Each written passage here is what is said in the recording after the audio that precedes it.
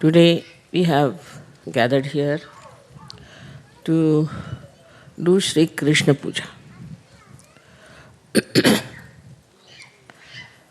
We have to understand clearly that Sri Krishna is a very, very important deity within us because he is the Vishnu who resides in the void, in the Navi. He is the one who generates dharma within us. When you got your realization, I didn't tell you, don't do this, don't do that. I never told you that this is not good, that is not good. You just did it because Sri Vishnu was awakened within you. He is in the void, and if he is awakened, he brings you to the light, removes your ignorance, removes your darkness, and you start seeing that whatever you were doing was destructive for you. And that's how the dharma is established. Of course, the dharma was established also by all the 10 gurus who came on this earth, the prophets, who taught us about dharma. Close this one. Keep it moving if you like. So this combination of Sri Vishnu and the 10 gurus is to establish dharma within us. Now this dharma is taught by prophets, as you have seen everywhere. They have said, don't do this, don't do that. They have talked of 10 commandments. Every prophet has talked about dharma, what is to be done. Up to a point when Christ also had to talk about it.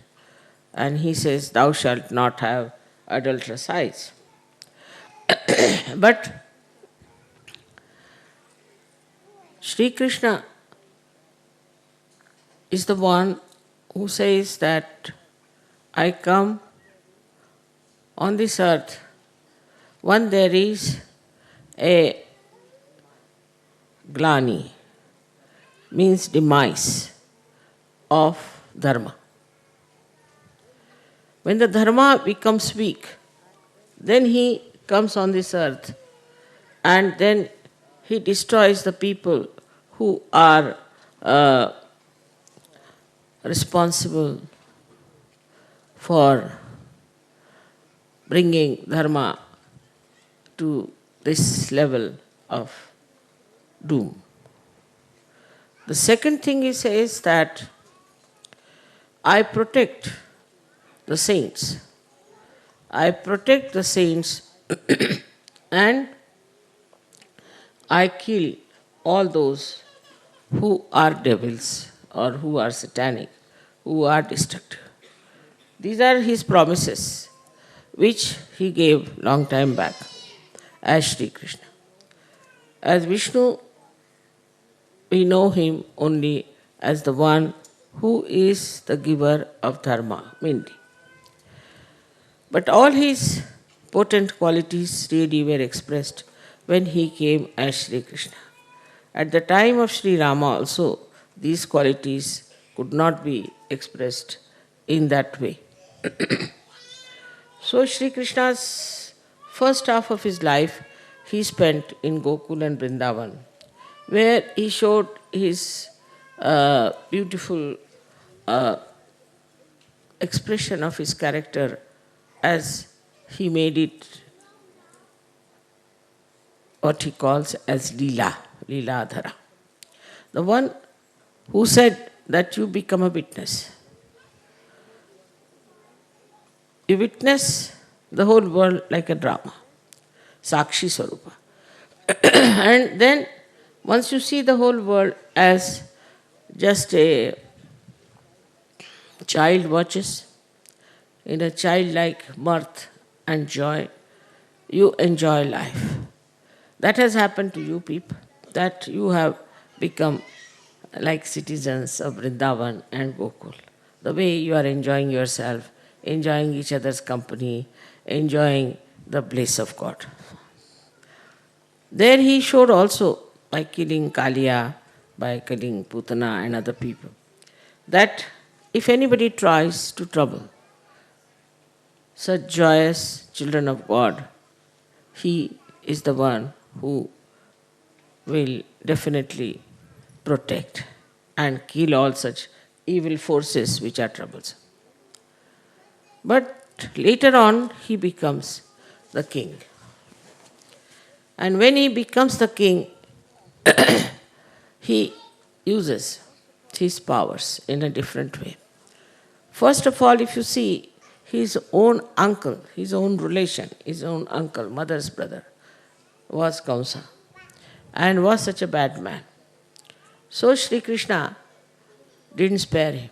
He killed him. He killed so many people. Before becoming the king, he killed so many people. Now, what does that mean? That his own uncle he killed. One quality that he has, which Christ had, we can say, or so many saints had, is forgiveness. He did not believe in forgiveness. He is the only one who said that I have to punish. We have to have somebody who should punish also. If you are like Shiva, then Shiva used to even love Rakshasas and in his innocence used to give them also blessings. But Sri Krishna did not believe in forgiveness at all. Because it was important that there should be somebody with a very stern mind, with such a stern understanding that a devil is a devil and devil must be killed.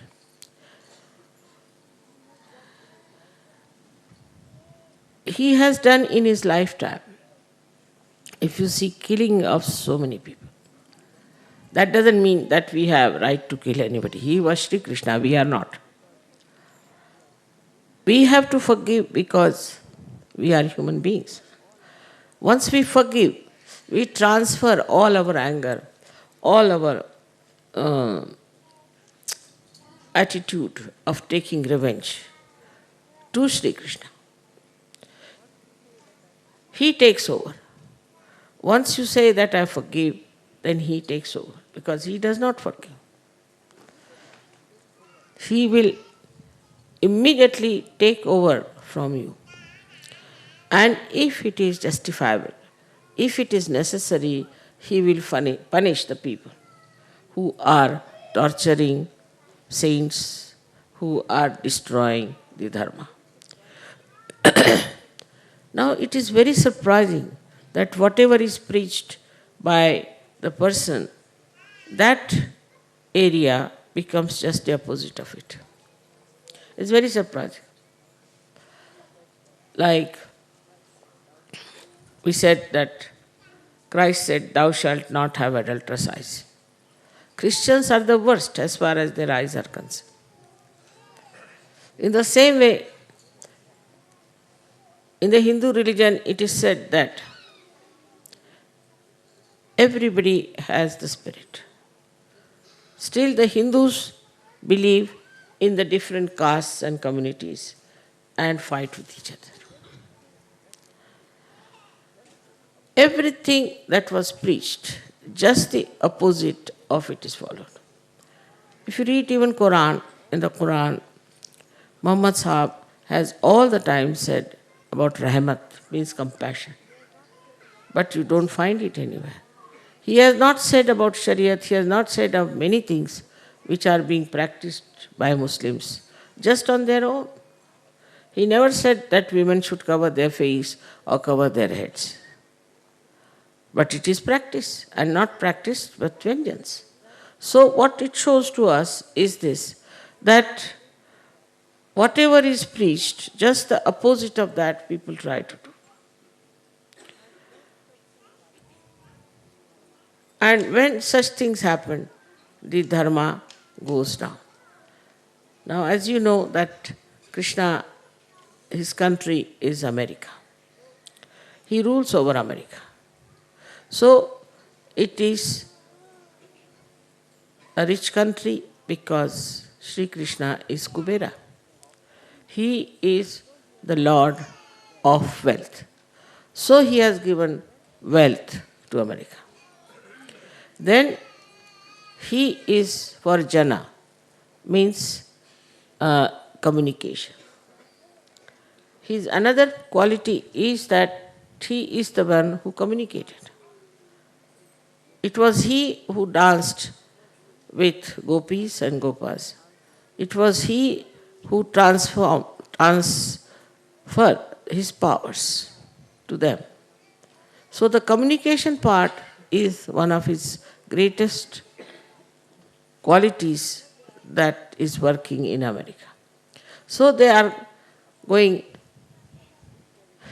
just the opposite way, that if there is a war, say with Saddam Hussein, so America is going. If there is Korean war, America is going. Everywhere there is any problem, America has to go. I mean, one can ask question, who are you? Why you bother? Keep to your own country, enjoy yourself. Why are you sending troops all over? Why are you looking after everyone? Even the formation of UN and all that is done under the guidance of the Americans. They play a very important part in the formation of these United Nations and One World and peace and all sorts of things. But actually, if you see, the main thing that Krishna had taught, they are missing. They are all right for communication, they are all right for establishing relationships between countries. But the worst thing they have done is that there is no dharma, no idea of dharma, no morality. Democracy without morality. To talk of morality in America is something out of the blue. They cannot understand anyone who talks of morality. Now, of course, the pangs of their doings is really torturing them. And also, they are realizing, some of them, that because of immoral behavior, they have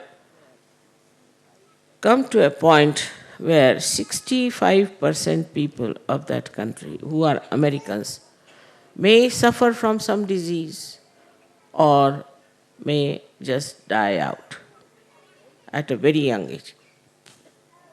When it is coming as a starking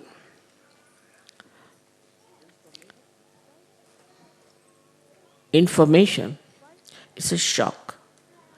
But despite that, despite all this, they are still going on with it and thinking that no, it's all right, it's not for us, what is there to worry?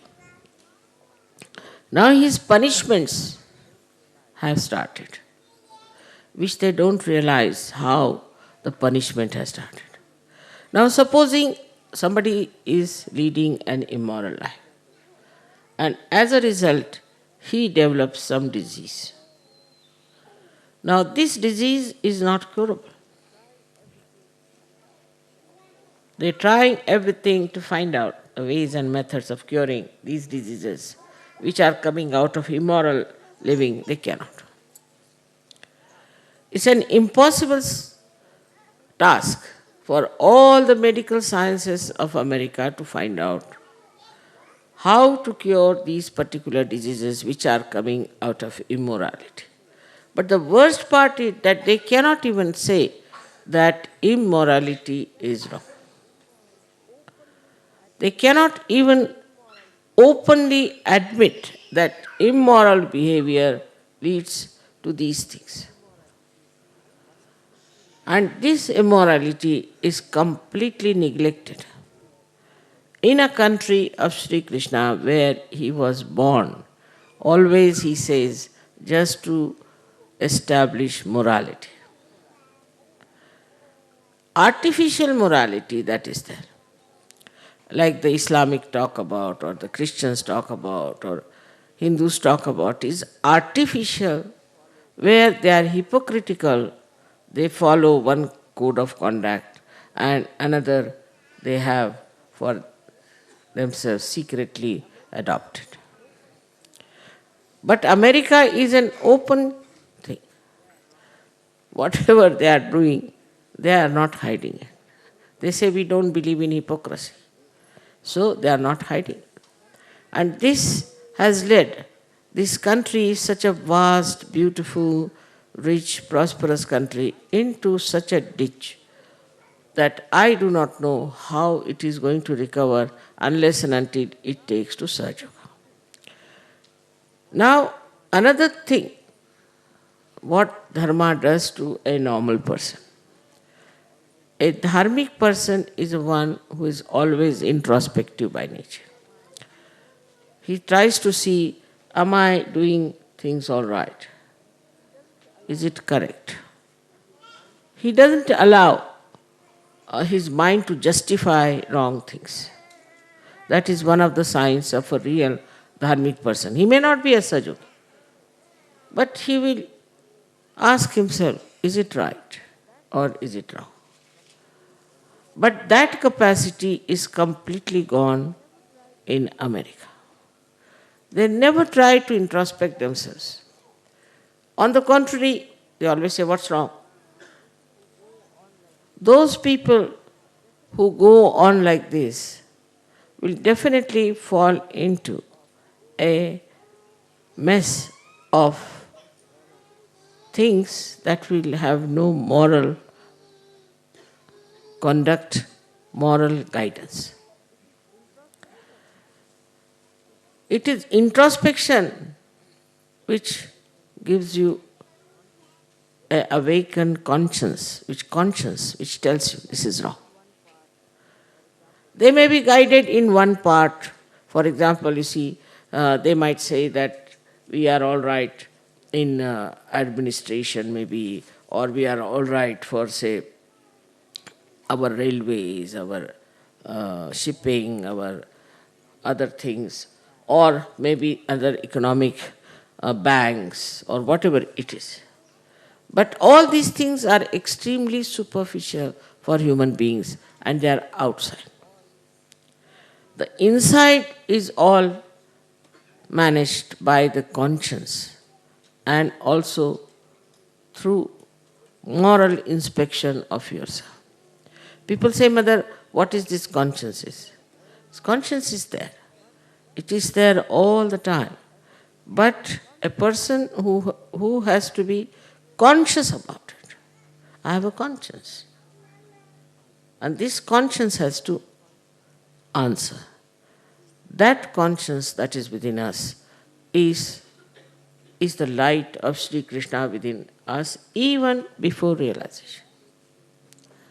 As you know, the ascent takes place of Kundalini through the Sushumna, which is guided by Mahalakshmi. She is the power of Sri Krishna. By listening to your conscience, you develop a proper channel of Mahalakshmi within yourself. But the people who have no conscience, in a particular line it's not so. It is in every line, in every way. Otherwise, one chakra will be all right, another chakra will be in jeopardy. So the conscience has to be referred to, which is beyond rationality. It is not rationality. Something may look like rational, to kill somebody or to snatch somebody's money or to grab somebody's land. May seem. But conscience will tell you that this is not right.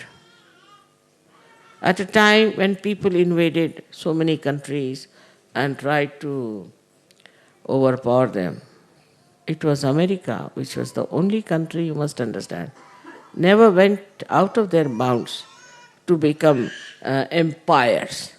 It's very surprising what kept them there. Because at that time when all this nonsense was going on all over the world, and that era when people didn't mind subjecting other people, taking away their lands and becoming this thing, America had stopped at that time. Before doing that, they had done once for all.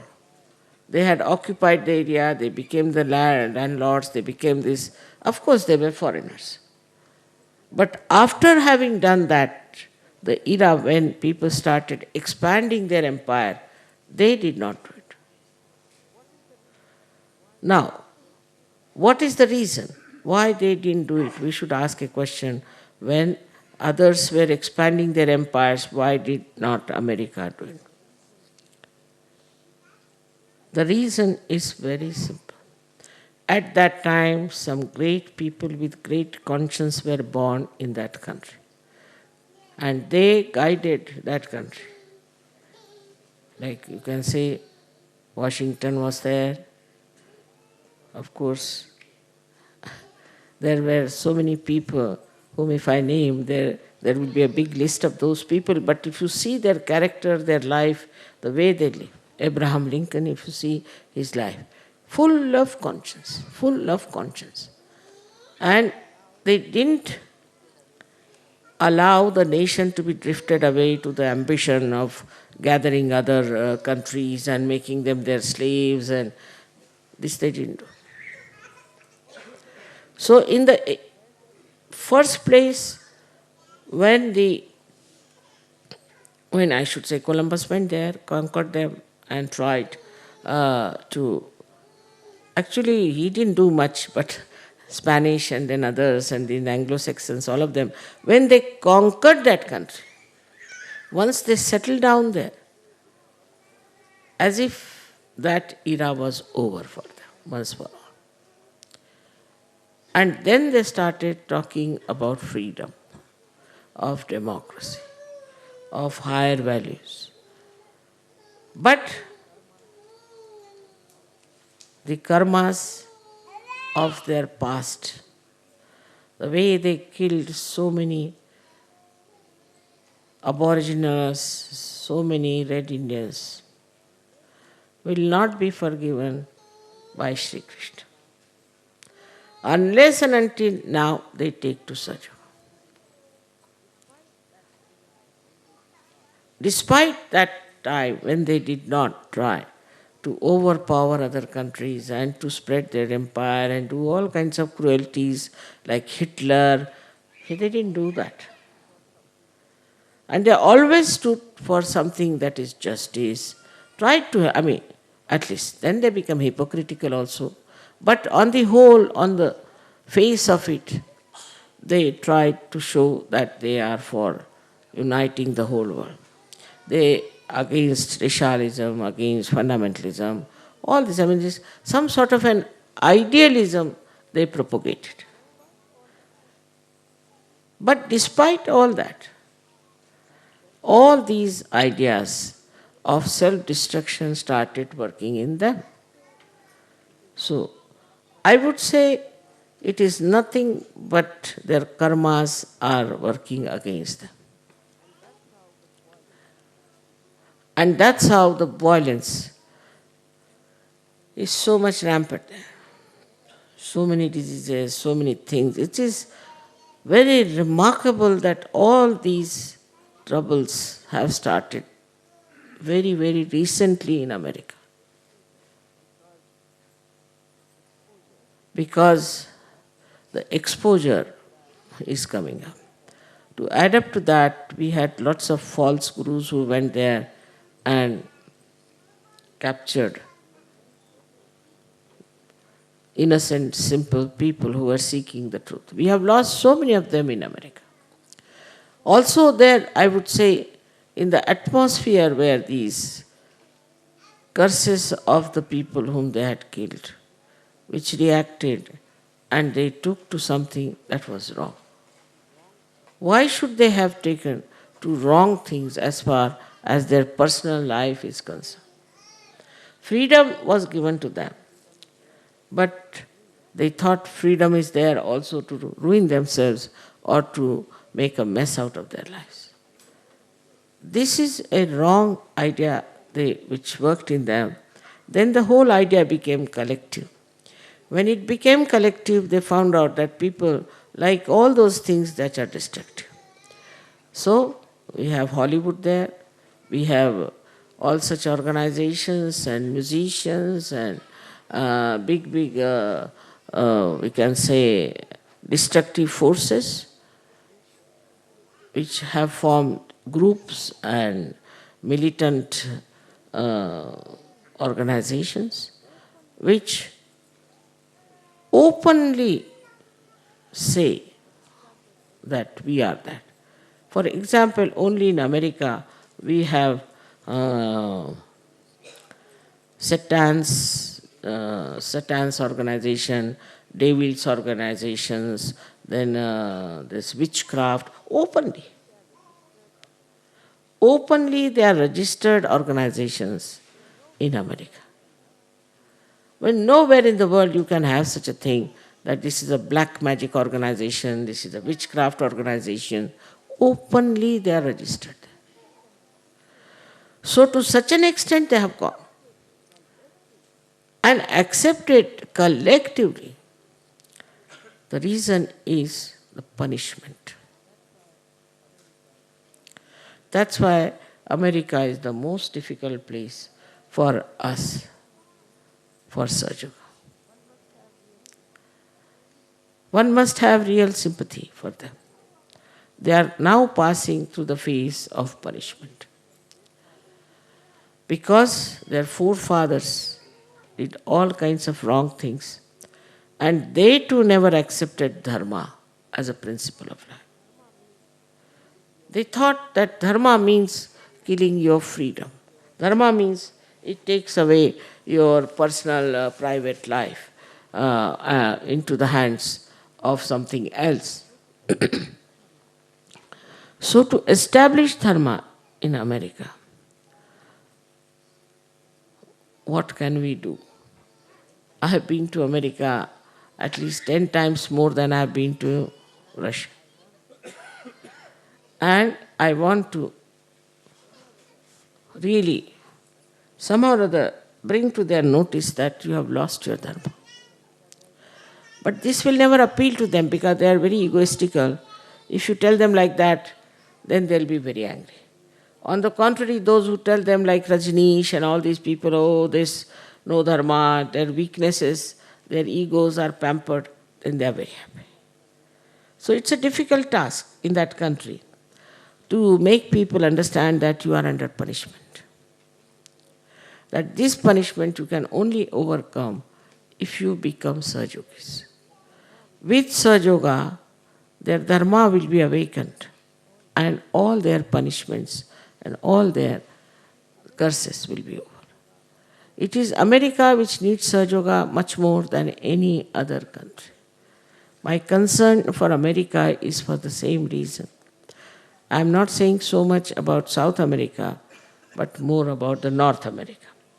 But even in South America, what I found is that it is a kind of a nation where they have no guidance at all about dharma, no guidance. Openly they are doing carnival, this, that. I mean, how can you do it in a country, all those things? They are following the footsteps of North America. Like in North America, they have that Halloween nonsense. I mean, imagine openly on the street doing Halloween nonsense. So they are following carnival. To them, what a thing it is to go to Rio as if there's a very big achievement and going into that carnival from all over the places, from Australia, people are coming down. All is working against them very much. Their situation is so bad in so many ways that it is not easy to explain why they are going to that limit. Like 13-year-old girls are made into prostitutes in Brazil. Openly. All their trees are cut in Amazon. Openly. Whole smuggling is done openly. Their politicians are corrupt. So much of black magic there. So much of black magic. Openly that. They are just following the footsteps of North America. The dharma is like this Catholic Church is there. What is it going to teach them dharma? This Catholic Church. So they go to church, they do everything, and they come back home with same ideas that they have. There are countries and countries which are so very poor. So that shows that Kubera's attention is not on that country. Normally, poor people are dharmic, normally. Because, you see, money gives them these ideas to do all nonsensical things and ego. Normally, the poor people are dharmic. But there, it is different. They indulge into black magic too much. They were telling me that it is the black magic which came from Africa and they have accepted. But so much it is developed in South America that it is impossible to understand that how they have accepted this nonsense so easily to curse themselves. Now, we have to understand that these problems also exist within ourselves on our Vishuddhi Chakra. If we have to keep our Vishuddhi Chakra all right, we have two sides, as you know, is the left and the right. So the right side is the Vishuddhi Chakra, which is speaking, which is talking about dharma, which is on the aggressive side, we can say. Now, those people who are aggressive, who talk in an aggressive manner, who are, say, trying to dominate others by their talks, are the people who are right-sided. I have shown people, those who really do wrong things. Say a person, a servant, steals something. You call him, he'll be so rude to you that you'll be amazed. This man is so rude, how can have been able to steal something?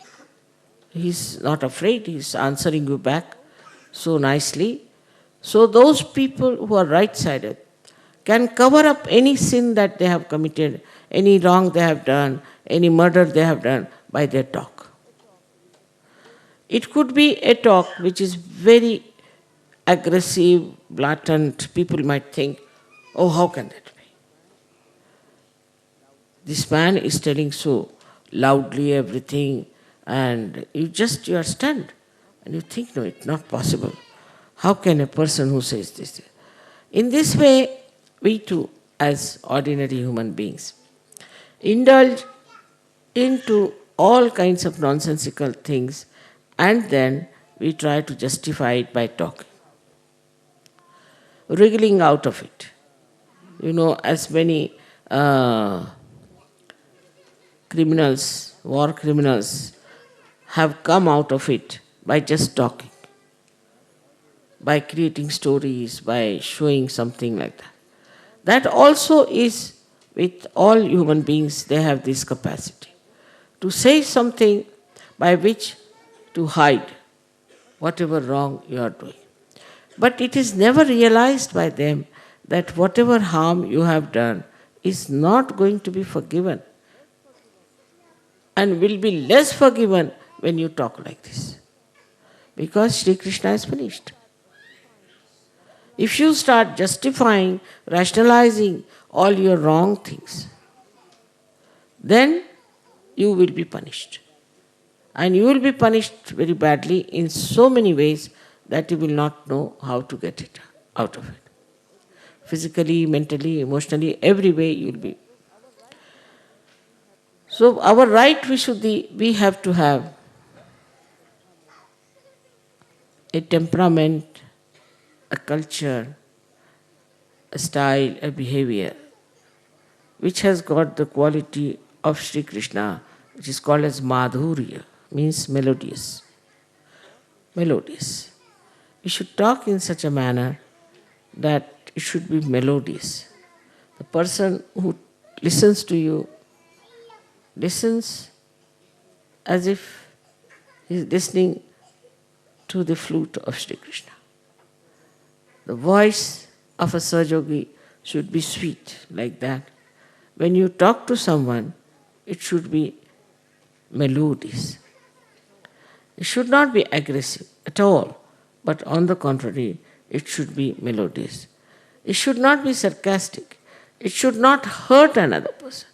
Any word that hurts others cannot be coming from the proper type of right Vishuddhi. So in no way one should hurt. I wish all the Sahajogis develop that melodious voice of Sri Krishna as their Vishuddhi is awakened. Madhurya, in his behavior, Madhurya is, see, while talking to someone, there are so many gestures by which you can express your Madhurya. For example, especially in Italy and other places, I have seen people use too much of their hands. This is also Sri Krishna's style. So they use their hands in such a way that sometimes you don't understand what they are meaning. And sometimes it can be quite aggressive also, the way they use their hands. Now the hands must be used in such a way that it should create madhurya. I have seen this in Russia, or especially in Eastern blocs, where people, they have to express their love. Just put like this. You have to say namaste. The whole expression is so sweet, and also their heart is very full when they see me. So they don't know how to express it. So they just put their hands like this. Or they feel shy, they do like this. Very, very sweet things they express through their hands, through their eyes. It is the tears, you see, that really create such clouds of, I should say, very dense clouds of compassion in my heart when I see their eyes expressing their love for me. Everything, the tears, everything, that's the face, the eyes, the hands, all this belong to Sri Krishna. So in their behavior, in their talking, how they express themselves. You can use the same eyes for showing your temper and getting angry. Many people use eyes for controlling others. They'll put their eyes like this, stare at someone, try to control. They may use their eyes also for condemning someone. Also sometimes they use sort of spit at someone or try to show the tongue to insult someone. So in the behavior also, we must have a kind of a sweetness. Like when I went to England first, I learnt English in my own way. But when I went there newly, they said, now if you have to say a word like thought, you must say thought. I said, what? You must take out your tongue and say thought. I said, it's absurd. Why should you take out your tongue? He said, unless until you take out your tongue like that, it's not something proper expression. So I said, this is English, you have developed some nonsensical thing to show tongue at everyone. Even a child, when he gets angry, automatically he shows his tongue. So you see, all these expressions are, and making faces, Now, as they say that stiff upper lip, you must have heard about that, with a nose like that, you see, snooty nose, or a face where you just make your faces and make a crooked face just to tease someone, or to make an expression out of your nose. Also, people do it like this, you see, to show as if you are sneezing at that person. All these things, expressions are coming out of Sri Krishna's grace. But the power of that is madhurya, is the sweetness, the melodiousness. The report should be so sweet that that report should create tremendous joy and tremendous happiness. As you have heard the song of Baba Mama's, On My Eyes, only I looked at him, I says with that glance, that generated that beautiful music in him. So, as far as possible, try to put your eyes on the greenery, that's the best. Then it soothes down, and also you develop the soothing quality of the greenery. I always tell people that better see the greenery around, how it soothes your eyes. In the same way, you should try to soothe the other person when you talk to that person. The person must melt. Instead of that, if you start arguing and fighting with that person will never melt. On the contrary, you will be adding fire, more fire to that person. That was the quality of Sri Krishna, is the madhurya. And that is expressed in his lifetime, how he beautifully managed to say things in his own sweetness, especially in his childhood. The another quality which Sri Krishna has, which we can express through our right Vishuddhi, is diplomacy. But there are two types of diplomacies. One is genuine, one is artificial. In the genuine diplomacy, you do not have to take to a certain standard, or you don't have to read some books to know how it is diplomacy. Is it genuinely it comes to you. The whole thing works very sweetly in such a genuine manner. I have used it many a times myself, and you all can use it also many a times. That's only possible if you don't get angry with someone. Not possible if you are angry. Now there's a story I have told you about some, this Gagangad Maharaj. I went to meet him, and he was very angry because he could not stop the rain. He was supposed to stop the rain, and I was all drenched. And he was so angry, and he said that, is it my ego you were trying to control? And like that he started a little bit fighting with me. I said, no, that's not the reason. He said, why? Why did you not allow me to stop the rain? You are all drenched. I said, because you are a sannyasi and you bought a sari for me. I would not take a sari from a sannyasi. So I had to get drenched for your sake. The whole thing finished off. The whole anger, temper finished off. This is how we have to melt people.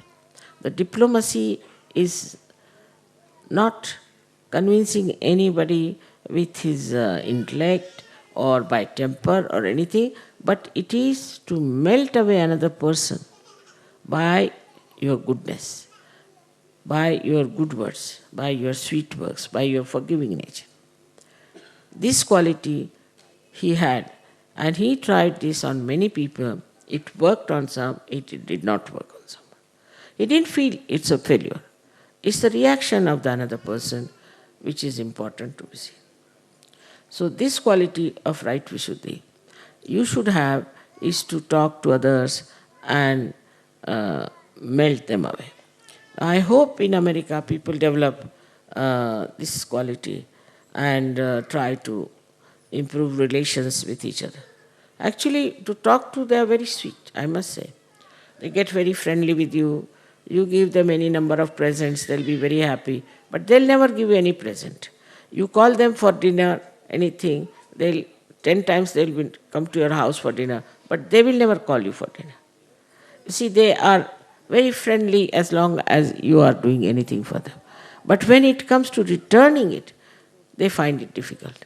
They don't do it. So, you see, the whole thing amounts to be a very sweet exploitation of another person.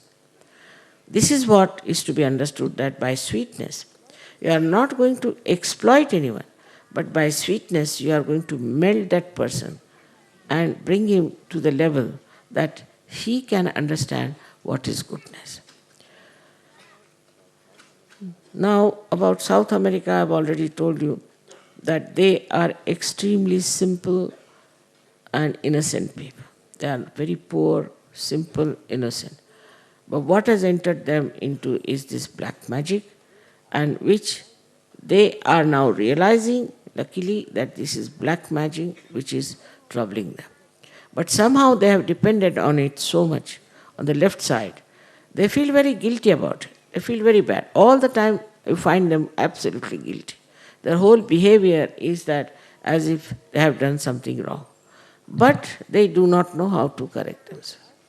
So for us it is important not to feel guilty about it.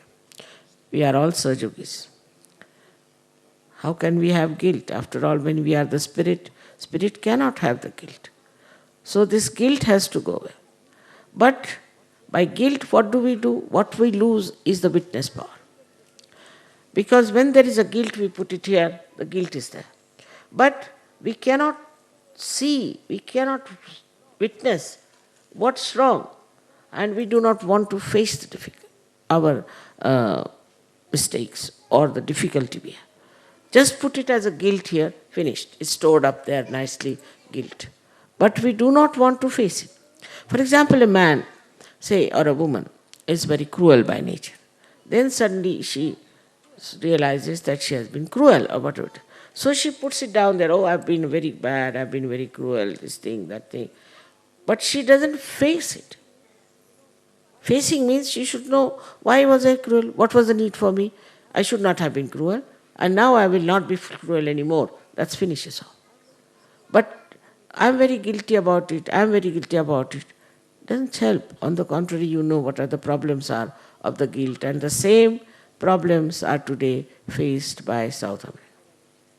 When I went there, I was surprised that in Brazil, the man who was the topmost there talked to me in a manner, oh, we know we have lots of defects, we know we are no good, this, that. But I was just saying, why doesn't he correct? If he knows this is the mistake, this is the thing, why shouldn't he correct? Then he told me that you write to me all the things you found wrong with us. I mean, it was really very sweet of him. So then when a journalist came and we told him, and now I think they are doing something about it, they are trying to improve it, and things will improve definitely. But on the contrary, I found that Russia is very different. In Russia, they never said we are guilty or anything, nothing of the kind. They never said so. They said that time is over, now we are in the kingdom of God. Finished. So that is over. We are now in the kingdom of God. And we have to enjoy life. Everything positive. Never talked of their past, of their governments, or this happened, or Stalin, or Lenin, or anyone. They were not concerned, they were about.